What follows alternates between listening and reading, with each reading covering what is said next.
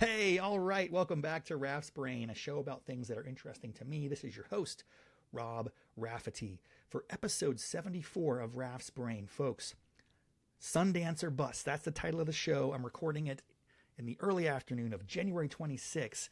Just in a few short hours, I will be heading down to DCA, flying across the country to SLC, Salt Lake City, hopping in Uber. Where? To Park City, Utah. What for?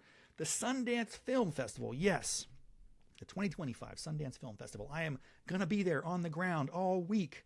I'm so excited. I'm so grateful to my hosts, the Moving Picture Institute, which is gathering a small number of filmmakers and storytellers to connect, to learn, to grow together in our passion for freedom in film. So I am just really, really excited about the coming week. And I want to talk about it on the podcast. I want to gather some content while I'm out there in Park City and share it with all of my listeners. So what's on tap for this episode today? First, a little bit about the Moving Picture Institute. This is my host and sponsor for the week. I'm really so grateful for them. And I've gotten to know these folks over the past, 10, 12 years. Remarkable work that they're doing. I want to share that with you, get you excited, get you connected to it. I'll tell you a little bit about what I'm doing in Sundance, because it's not just there to watch movies. We're going to have all sorts of workshops, opportunities to network, learn, grow together as filmmakers, as creators, as storytellers. That's going to be a lot of fun. And of course, I'll get to share with you some of the movies, just a taste of a few of the movies that I might be seeing while I'm at Sundance. So buckle up. It's going to be a great episode, and hopefully the first of several that will be on this theme of the Sundance Film Festival. I'm going to be talking to folks out there all week long, gathering content, and packaging it up and shipping it out. So if you're not already a subscriber to Raff's Brain, now's the chance to get on board. All right, so first off, what is the Moving Picture Institute? Check out their website, thempi.org, and you'll discover that MPI is a production company and talent incubator. They create high-impact films that are entertaining, inspirational, educational, and they're really just trying to tell captivating stories about human freedom. In short, MPI is all about freedom in film. And if you know me, you know that I love freedom and I love film. So I'm all about this. I really do think that MPI has extraordinarily important mission, and they're doing such a great job out there in the world. They were founded in 2005. That's 20 years ago. So they've been doing this for decades. And they know that stories can change the world. Stories about freedom can change the way people think about how to diagnose and solve problems, right? So this is very exciting stuff. They have two capabilities, and this is how they advance their mission. They produce original content in-house, short films, feature-length films. So they produce content, and they also help launch new storytellers and filmmakers through their workshops and labs. So it's kind of like a two-pronged approach. They produce content of high quality, freedom in film stories, really great stuff. And then they also train up the next generation of great freedom-oriented storytellers. So in terms of their original films, they're, like I said, short form, long form, and they've reached over those decades hundreds of millions of people through all the popular distribution platforms, Apple TV, Amazon Prime, Hulu, YouTube. Their films and filmmakers constantly win awards. Their films and content screens at top-tier festivals like Tribeca, South by Southwest. So they're highly legitimate, super integrated, and I would say increasingly important players in the space. In addition to those films that they make, they have a rising young filmmaker program that identifies, trains, and supports a growing network of freedom-oriented, freedom-minded directors, screenwriters, producers, storytellers, industry executives. Basically, they're putting the dots together. They're helping these creatives who have shared perspectives to connect and learn from each other, collaborate, grow. They invest in young filmmakers at key points in their career, key inflection points to help them achieve success, to make the next step in their career, to develop high impact concepts and scripts. And they even acquire some of the scripts from the labs that they host and produce those as MPI original films. It's a really cool model, and I'm just so grateful to be a guest of theirs at Sundance. If you go to their website, thempi.org, you can get connected with some of their feature films and short films, learn more about them. I mean, they just got a great library, and it's growing. Films like Pinball, The Man Who Saved the Game, by the Bragg brothers, a couple of just extraordinarily gifted comic writers and performers and storytellers here in the DC area. I'm good friends with them, and that's a great movie if you haven't seen it yet. It was like one of the New Yorker's top 10 films of 2024. So you got to see that, man. It's great stuff. And I just actually got to see a early screening of Motherland, which will be coming out very soon. It's a more sort of dark dystopian take on the threats of groupthink and uniformity. And so I think that's also going to be a hit on the circuit as it gets out there. And they just announced recently that they had this movie Coolidge that they have, they're going to be writing a feature film about the Coolidge book. Amity Shlaes wrote that book, and that's going to be cool. I'm wondering how they're going to adapt that in a compelling way, but I know that they will. It's very, very good stuff. Other movies like Freedom Hair, Miss Virginia, Kemba. I just got an email earlier this week, in fact, about Kemba, because listen, man, the work they do matters, and this is a great articulation of it. Kemba's story is depicted in this MPI and BET original feature films. They partnered on that distribution with BET.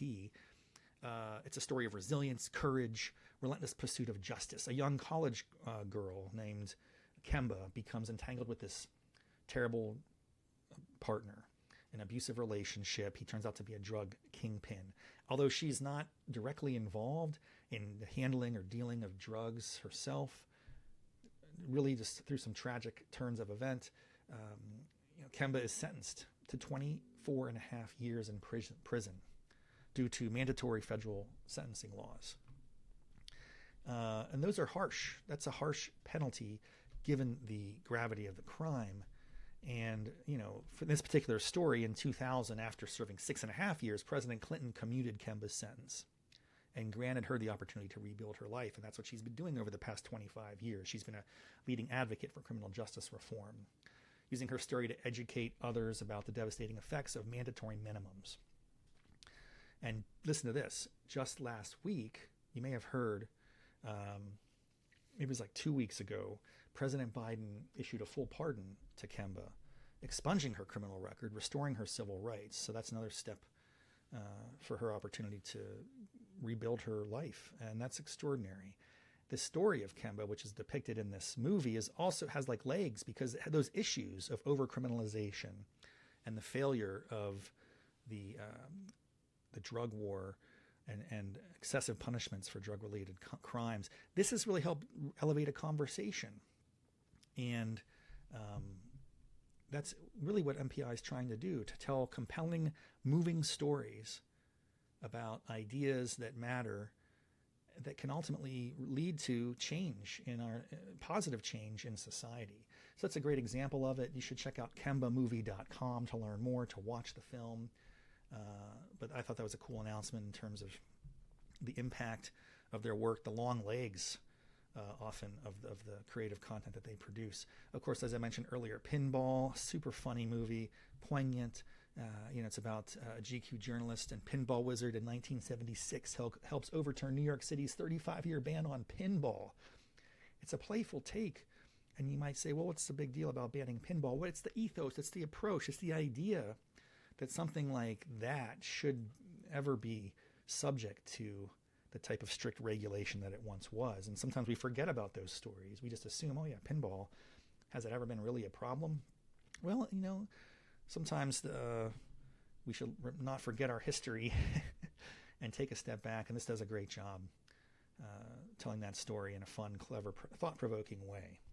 Now, in addition to those feature and short films and content they produce, they also have these rising filmmaker programs, internships, labs, workshops, all sorts of cool stuff, a whole network of freedom-minded filmmakers.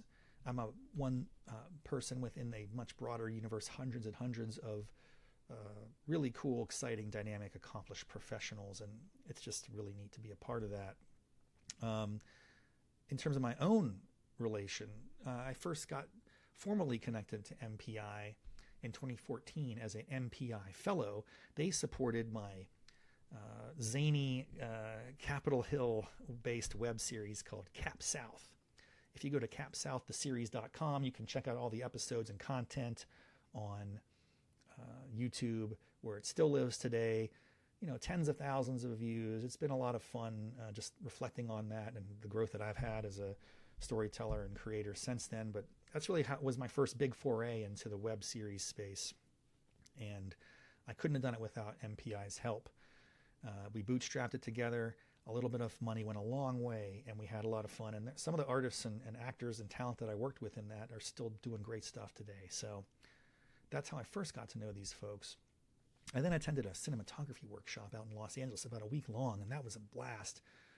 Ben Gaskill was really running the show there and helped me get a much clearer understanding of the craft of cinematography. And although I don't think I'll be a cinematographer myself, I can speak the language and work more closely with those who do pursue that and function better in partnership with them to execute the story visually that we're trying to tell, to get the types of emotional reactions we want from our audience. In 2024, this past year, I was in the Short Film Lab and Director's Workshop. Those are primarily online experiences, although there was one visit out to Los Angeles for the Director's Workshop, which was extraordinary. I'm telling you, these are great programs. You get to write, rewrite, rehash, get feedback.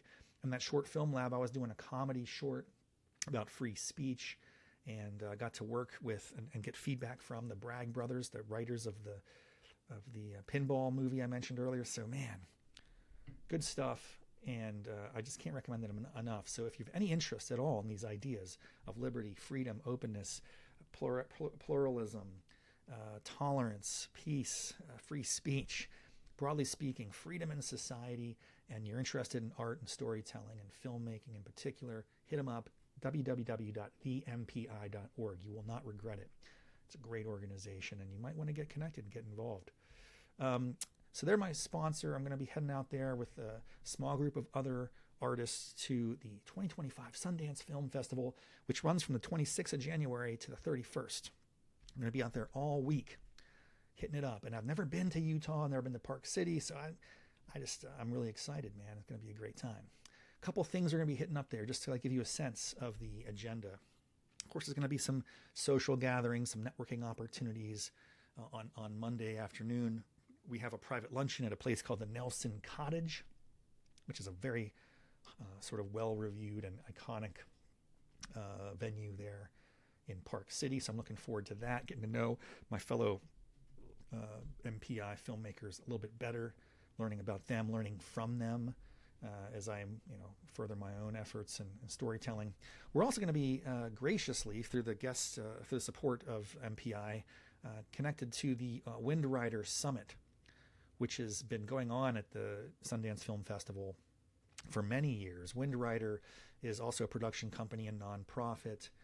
If you go to their website, you get some history about them. Co-founded by John and Ed Priddy and Will Stolerly and Dr. Craig Detweiler. They got together in 2004 to explore the possibilities of immersive educational experience at Sundance, with the idea that Sundance Film Festival could provide a dynamic learning laboratory for students to engage in cultural dialogue as it takes shape. So Wind Rider has grown over the years to serve as a leadership forum, international short film showcase, producer and content resource provider to inspire people to create, view, and discuss visual media that addresses life's ultimate questions. Good stuff. Google Wind Rider and you'll learn more about that organization. The key point is they have kind of on a parallel track out during the same time as the Sundance Film Festival, and in partnership with the film festival, they have their own series of workshops, panel discussions, film screenings, and we're going to be, as MPI attendees, integrated into that. In fact, a little teaser, on Tuesday, MPI original film Freedom Hair is going to be honored with the 2025 Amplify Award from Wind Rider Studios. This is big deal, folks. This celebrates this award celebrates films that amplify the voices and perspectives of the BIPOC community, both on screen and behind the camera. The stories recognized with this award educate people about history, resilience, and the transformative power of storytelling. So this is a big movie for MPI. It's a great recognition of the importance of their work.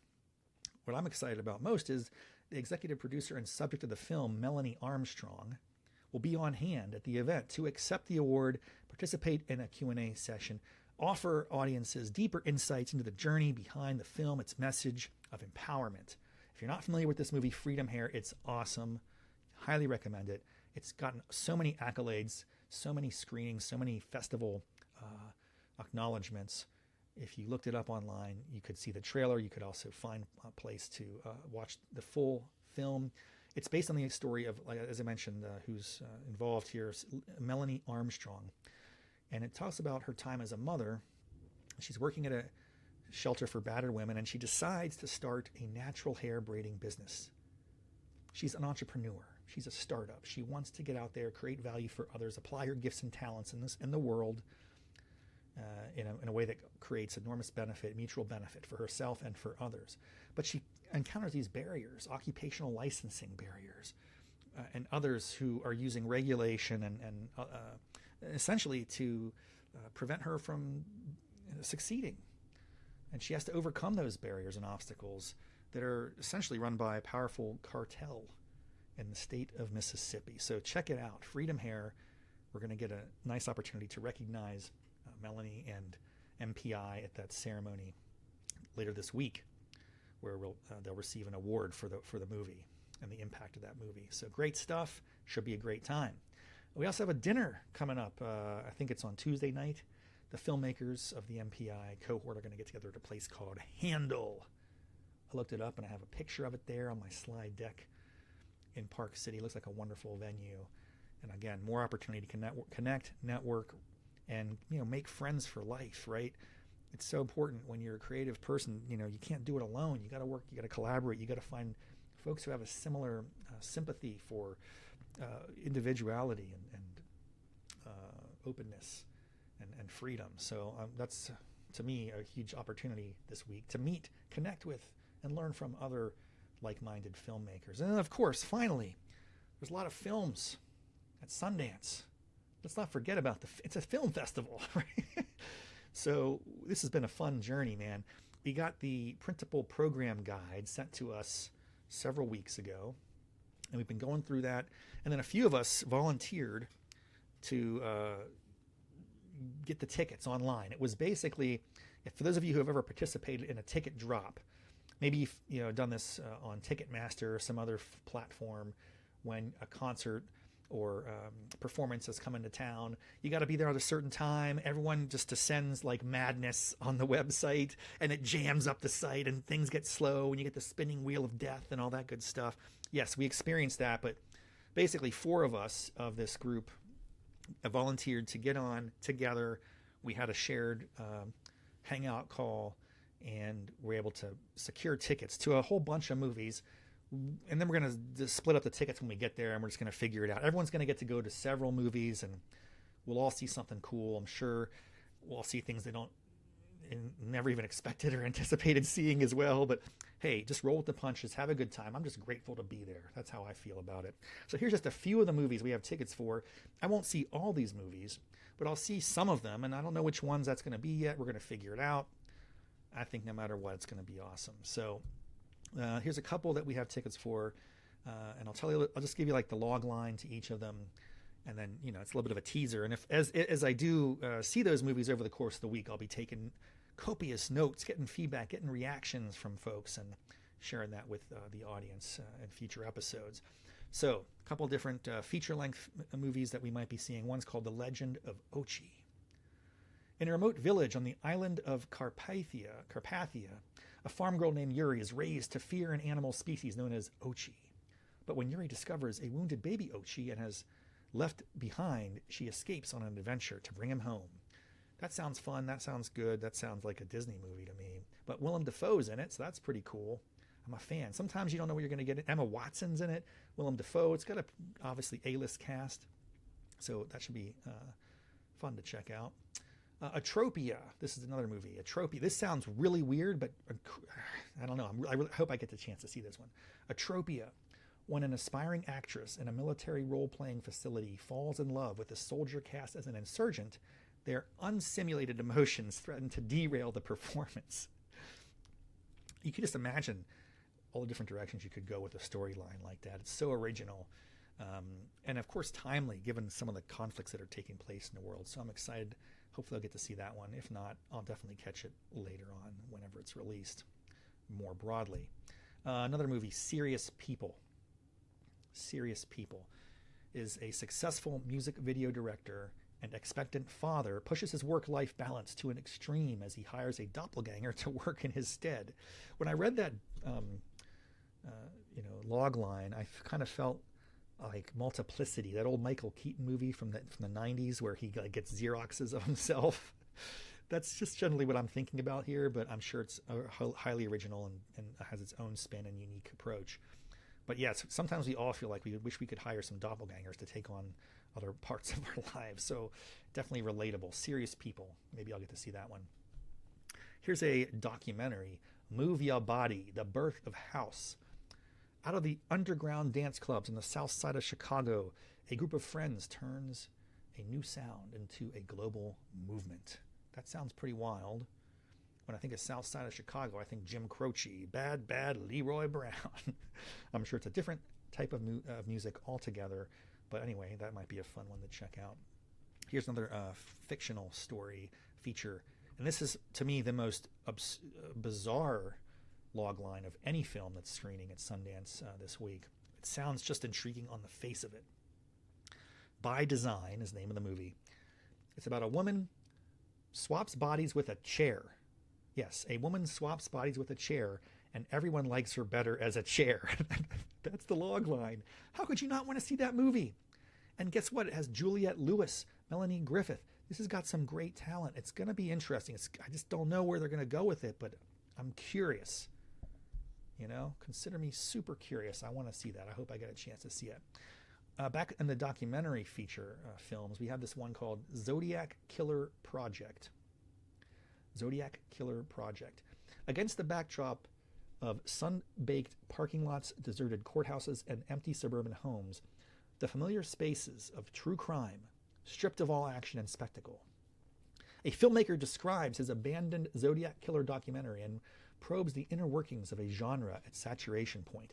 So I think that'll be interesting. It sounds like this is basically a documentary about a failed project on the Zodiac Killer, and it may really raise some interesting questions. I can't tell. I'm just judging only by this brief description here that raises questions about that genre of sort of real crime, true crime.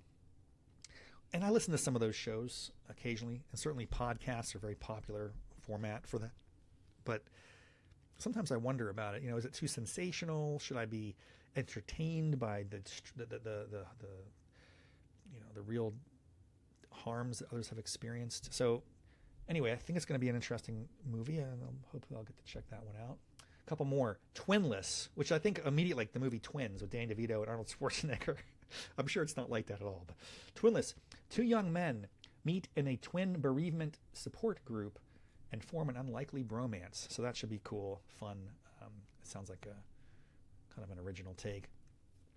Another documentary that I think is going to be great. I mean, I can't wait to see this one. It's so on point.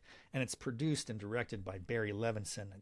This dude's like Jedi level, right? So it's Evie and Vanessa, two 14-year-olds living in Bucks County, Pennsylvania, best friends despite their opposing political beliefs. As nationwide disputes over public education explode into vitriol and division in their hometown, the girls and others in the community fight to discover the humanity in the other side.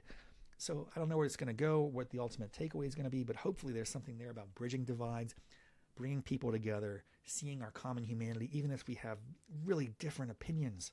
We can still respect each other and still acknowledge the humanity of those with whom we disagree. We sometimes have lost sight of that. So I'm hoping that's an optimistic message for our country. It could be very timely in that regard too. Another movie here called Obex, which sounds really cool and has as its director Albert Burney, who I'm just a big fan of his work. Strawberry Mansion, Silvio. I was a big fan of Silvio, and you just got to check this guy's work out. He's out of Baltimore, so not too far away. Bottom line, this movie is called Obex. Here's the summary. Connor Marsh lives a secluded life with his dog Sandy until one day he begins playing Obex, a new state-of-the-art computer game. When Sandy goes missing, the line between reality and game blurs, and Connor must venture into the strange world of Obex to bring her home. So, trust me, if you've watched any of this other work from this artist, this is going to be a great movie. I really want to see. If you had to ask me, like, which one do I really, really want to see, that is going to be high on the list. I'm a big fan of that work. In fact, I was like on the Kickstarter for Silvio. That was back in 2016, 2017. So I've been a fan of this guy's work for a long time. Maybe I'll get the chance to meet him. That would be cool, man. Oh my gosh. You never know. There's also, aside from the films, the feature films, they have other showcases, including episodic pilots. So there's one episodic pilot showcase where you get to see 3 episodic pilots. These are concepts that could eventually be, I guess, bought and sold as a series. One's called Bulldozer. It's a fiction. It says, undermedicated, chronically impassioned young woman lurches from crisis to crisis of her own making. It kind of reminds me, just in the description, of Fleabag. Who knows where that's going, but hopefully you get to check that one out if I get to the episodic pilot showcase. Next one called Chasers, also a fiction. At a Los Angeles house party, an aspiring musician pursues her crush through a crowd of hopeful dreamers chasing empty promises. So that could be good. And then Never Get Busted. This is from Australia, which sounds it's a little different, nonfiction. So again, it's a series, maybe like a reality type series. Barry Cooper was a highly decorated Texas narcotics officer until he turned on the police force by busting crooked cops and teaching drug users how to hide their stash. So that should be interesting. All those 3 could be fun as a series of pilots to check out. And then finally, there are multiple shorts programs. And that's where it's fun to go, because you might catch like emerging talent. You might see someone that you really like there, get to meet them at a young age, point of their career, and then a couple years they'll have a feature here or some other prominent film festival. So that's the cool part of going to these shorts festivals. And also, if you go to the shorts sessions, you can kind of imagine, well, what would it be like to have my own film on that screen someday? As an aspiring, screener at Sundance, that's a pretty big aspiration. I mean, they get thousands and thousands of submissions, no doubt. But yeah, we have tickets to one of those short film programs, the Program 5, which has a pretty diverse lineup of films. I'm looking forward to seeing some of those and hopefully just meeting a lot of other creatives out there.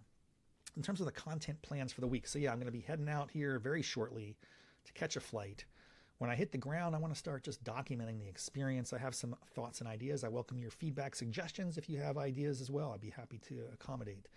But I'm going to definitely try to interview some of the MPI staff on the ground, as well as some of the fellow filmmakers, the guests of MPI, just about who they are, what they do, why they're involved, what they're excited about, what projects they're working on.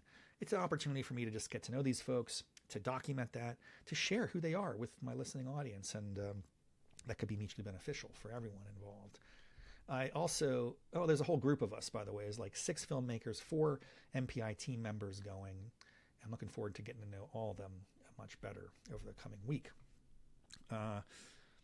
Interviews with other Sundance attendees. Like I said, you never know who you're going to meet. And if I can run into someone there that's willing to talk on the record with me for Raff's Brain, I'll certainly do that as best I can. And then finally, movie reviews. If I do go to any of those movies I just described or others that I didn't mention, because there are lots of movies playing out there this week, I'm going to try to grab my own thoughts, immediate, instant reactions, and maybe some of the other folks who are attending with me and just kind of mash that together. And maybe coming out of this event, I'll have some great movie recommendations for you this spring and fall, or I guess summer and fall. A lot of the movies that screen at Sundance get acquired and then distributed, right? So I'm sure I'll be seeing some stuff that we'll hear about later in the year when it goes for broader release. Finally, I'll have a recap episode, probably maybe this time next week. I'll be able to reflect on the entire experience from start to finish, take some notes as I'm going, talk about what I learned, what I didn't expect, maybe some of the unusual things that happen out there, something that surprised me. I don't know. We're going to see where that goes, but I can imagine a lot of content coming up in the next week, folks. If you have any suggestions, ideas, let me know. Hit me up, man. You know I have a call-in number for this show, 571-408-8058. Or you can just reach out to me directly, raffety@gmail.com. All right, that's it for this episode of Raff's Brain. I'm going to get on the flight really soon. Wish me well. Safe travels. Until next time, have an exceptional day. All right.